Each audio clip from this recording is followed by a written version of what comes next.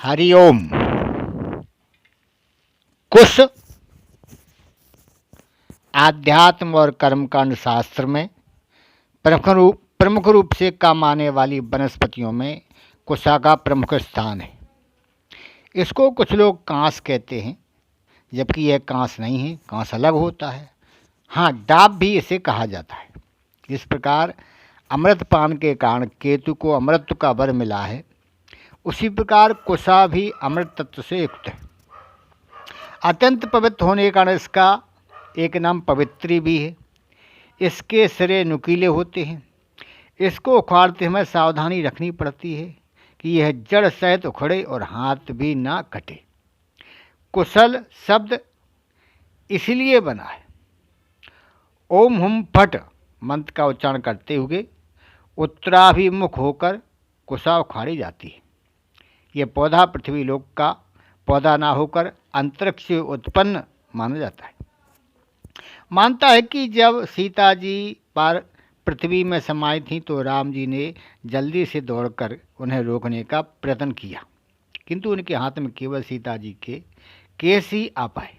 ये केस राशि ही कुशा के रूप में परिणत हो गई, ऐसा लोगों का मानना है। सीतोनस्यु पौड़ी गढ़वाल में, जहाँ पर माना जाता है कि माता सीता धरती में समाई थी, उसके आसपास की घास अभी भी नहीं काटी जाती है, लोगों का मानना है। भारत में हिंदू लोग इसे पूजा श्राद्ध के काम में लाते हैं। श्राद्ध तर्पण बिना कुशा के संभव नहीं है। कुशा से बनी अंगूठी पहनकर पूजा तर्पण के समय पहनी जाती है। जिस भगवान की सोने की अंगूठी पहनी हो उसको जरूरत नहीं है। कुशा प्रत्येक दिन नई उखाड़नी पड़ती है, लेकिन अमावस्या की तोड़ी कुशा पूरे महीने काम दे सकती है और भादों की अमावस्या के दिन की तोड़ी कुशा पूरे साल काम आती है, इसलिए लोग उसे तोड़ के रख लेते। केतु शांति विधानों में कुशा की मुद्रा और कुशा की आहुति विशेष रूप से दी जाती है। रात्रि में जल में भिगोए कर रख दी जाती है।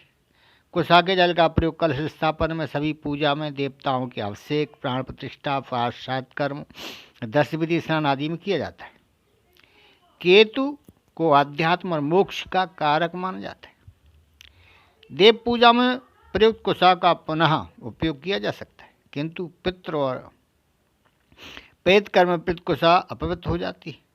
देव पूजन, यज्ञ, हवन, यज्ञोपवीत, गृह शांति पूजन कार्य में रुद्र कलश एवं वरुण कलश में जल भरकर सर्वप्रथम कुशा डालते हैं। कलश में कुशा डालने का वैज्ञानिक पक्ष यह है कि कलश में भरा हुआ जल लंबे समय तक जीवाणुओं से रहित हो। पूजा के समय में जजमान अनामिका उंगली में कुशा की नाग मुद्रा बनाकर पहनते। कुशा आसन का होता है। कहा जाता है कि कुश से बने आसन पर बैठकर मंत्र जप करने से सभी मंत्र सिद्ध होते। नास्य केशान प्रभवंती नौरस्य ताड़मायनते देवी भागवत। अर्थात कुश धारण करने से सिर के बाल नहीं झड़ते हैं और छाती में आघात यानी दिल का दौरा नहीं होता है। उल्लेखनीय है कि वेद ने कुश को तत्काल फल देने वाली औषधि, आयु की वृद्धि करने वाला और दूषित वातावरण को पवित्र करके संक्रमण फैलाने से रोकने वाला बताया है। इस पर बैठकर साधना करने से आरोग्य, लक्ष्मी प्राप्ति, यश और तेज की वृद्धि होती है। साधक की एकाग्रता भंग नहीं होती। कुशा की पवित्र उन लोगों को जरूर धारण करनी चाहिए जिनकी राशि पर ग्रहण पड़ रहा है।